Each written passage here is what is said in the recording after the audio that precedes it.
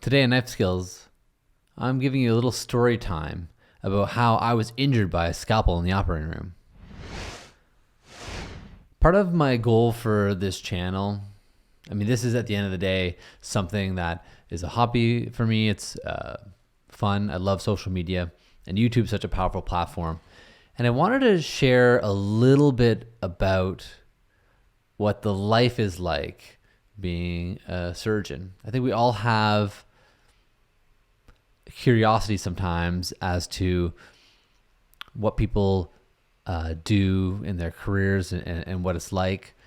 I think we imagine that things are a certain way when we watch doctors on TV, and there's great shows, and certainly there's some drama in healthcare, which can make for great entertainment, great television.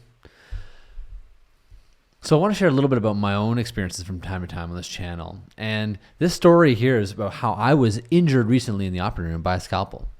And as you can imagine, this is in a way a bit of a frightening situation. So first of all, let me tell you a bit about the story. I was operating late at night with my residents, and we were dealing with a really difficult hernia.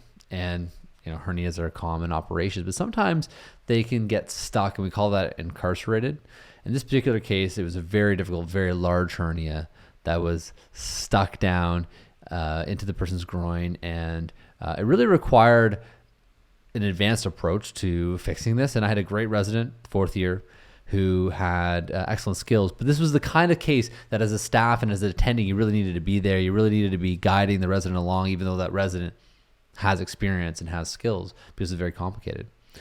And we were struggling really to understand what was going on with this hernia. The sac was very thick. I was worried that it might have involved an organ. We resected that sac, and I went off to the side to where the nurse works, the scrub nurse, and we opened up the hernia sac to see if there was any contents or to sort of figure out why it was so stuck and so difficult.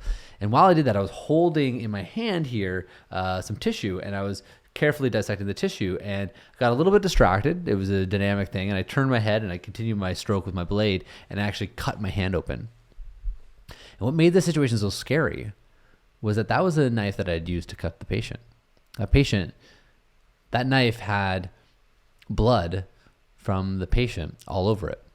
So I essentially cut my hand and introduced the patient's blood into my own system, which is obviously a scary experience. What made this story even more difficult was, again, I had cut myself and I was actually bleeding profusely on my own. I had an injury that really needed its own medical care from the knife. And yet the patient was under anesthesia. I had a resident operating with me. And it was in the middle of the night. This patient was under anesthetic. I didn't have a lot of options. The resident, I knew, again, excellent doctor, not quite ready to handle this case on their own, would need guidance. So I had only a few options here. I could call another surgeon, definitely possible, but that patient would be under anesthesia for probably an extra hour, and I have to call around to find a surgeon who was available. It was late at night. They may not answer their phone. The first person I might call might not be available. And I'm lucky. I'm in a community that has maybe 20 different general surgeons that can do this job. And so usually one of them is available. And I've had situations in the past where I've had to call in another surgeon, and it's usually not a problem.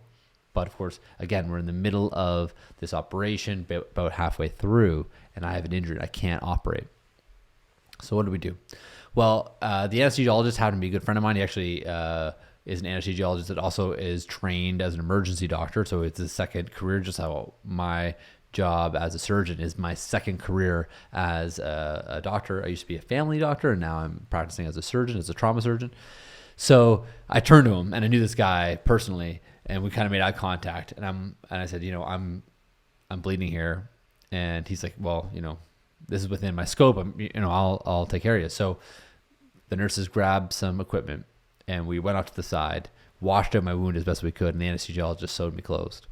I then put a dressing on my hand, scrubbed back in, and finished the case.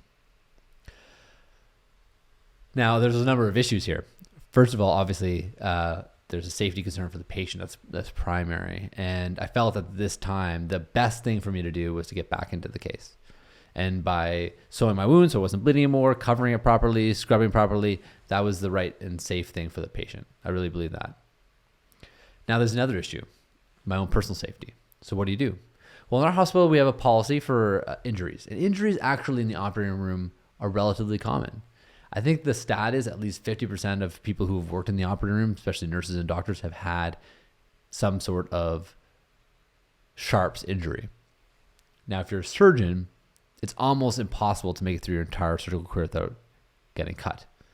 Now, I've never been cut by a scalpel before, but needle injuries are actually quite common because we're reaching into the field. Sometimes we actually have to feel the tip of our needle to know kind of where it is. That's actually proper surgical technique in certain cases.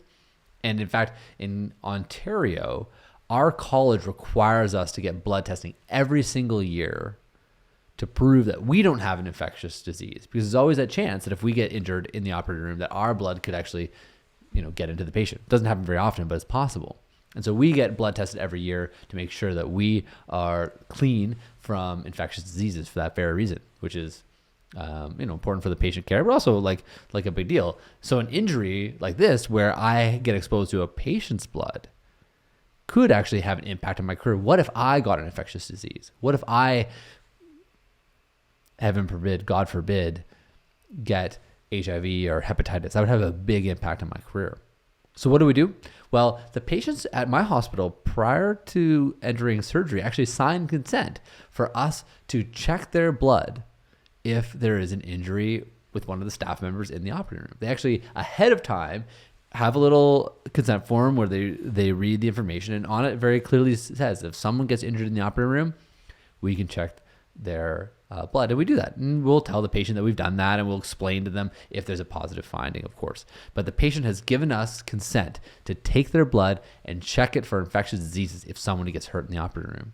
And I think this is a great policy. Again, it's a policy that my hospital has. Not every hospital has this type of policy, but it's very helpful because at the end of the day, injuries can happen in the operating room. We want it to be a safe environment, but more importantly, we want to make sure that staff can come in and, essentially do their job risk-free. So that's my story. I was injured in the operating room, had to be sewn up by the anesthesiologist and get back into the game.